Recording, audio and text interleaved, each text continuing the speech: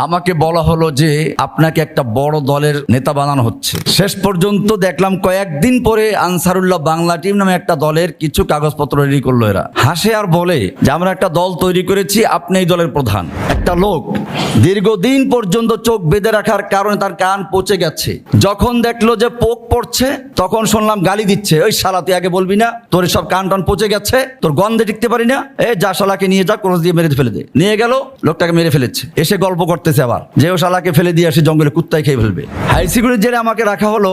ওই জেলটার একদিকে প্রায় 6টা বিল্ডিং আছে, 6 তলা করে। 3টা বিল্ডিং সম্পূর্ণ খালি, আমাকে রাখলো মাঝখানে বিল্ডিং এ, তাও পিছনে, যাতে করে কোনো লোক দেখতে না পারি। এই বিল্ডিং আমার আগে ব্যবহার হয় নাই। আমার সঙ্গে কেউ দেখা করতে গেলে তাকে গুম করা হয়। আমার ছোট ভাই ছিল একমাত্র ব্যক্তি যাকে ওই সময় গ্রেফতার করা হয় নাই। কিসের মানবাধিকার? আমি বলতাম যে হিউম্যান রাইটস নয়, অ্যানিমাল রাইটস আমাদেরকে দাও। দীর্ঘ 11 বছর পর্যন্ত আমার সঙ্গে কাউকে দেখা করতে দেওয়া হয় নাই। দীর্ঘ 11 বছর পর্যন্ত আমাকে কোনো মোবাইলে ফোন করতে দেওয়া হয় নাই। দীর্ঘ 11 বছর পর্যন্ত আমার সঙ্গে কাউকে কথা বলতে দেওয়া হয় নাই। আসসালামু আলাইকুম ওয়া রাহমাতুল্লাহি ওয়া বারাকাতুহু। হামিদান ওয়া মুসাল্লিয়ান ওয়া মুসাল্লিমা।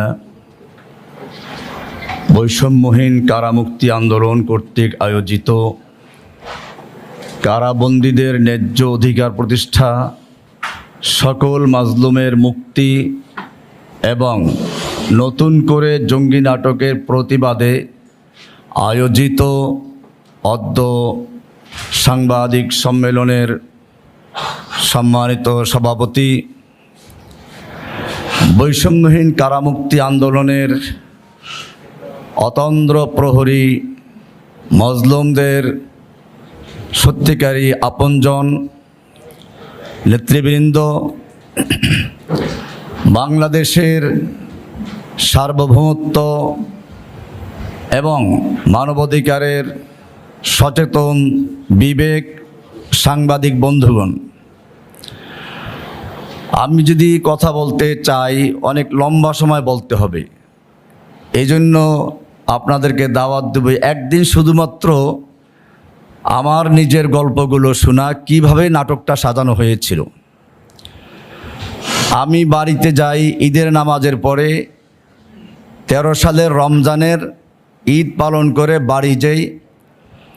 পারিবারিকভাবে ভাই বোন আত্মীয় স্বজন সব নিয়ে আমাদের দেশে যেরকমভাবে ঈদ হয় সেরকম একটা ঈদে গিয়েছিলাম। পরের দিন যে হরতাল বাংলাদেশে, এটা আমার জানাও ছিল না, কারণ তখন হরতাল ডেইলি হচ্ছে। কাজে কোন দিন হরতাল কোন দিন কি এটা হিসাব রাখারও ব্যাপার ছিল না। 13 সালের সেই সময়টা আমাদের দুপুরে খাবারের আয়োজন।